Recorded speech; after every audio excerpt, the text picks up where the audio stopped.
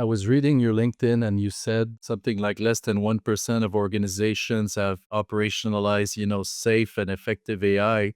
And I feel the same way talking to many large enterprises. They seem to be unable to move beyond the pilot.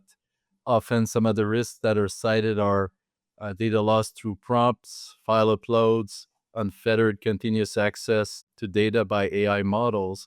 I'm curious to hear your thoughts on that.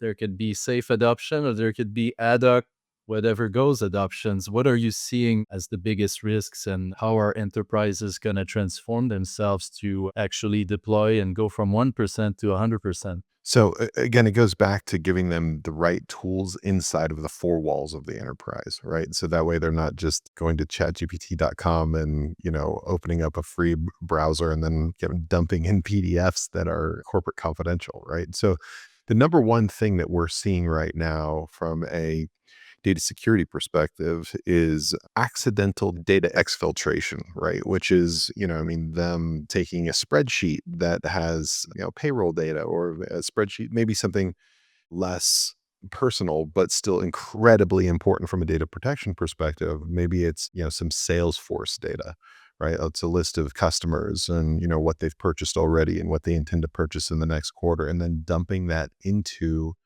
the chat box for an LLM, whether it be Claude or DeepSeek or it's just your standard chat GPT, and basically allowing the model to be trained on that information.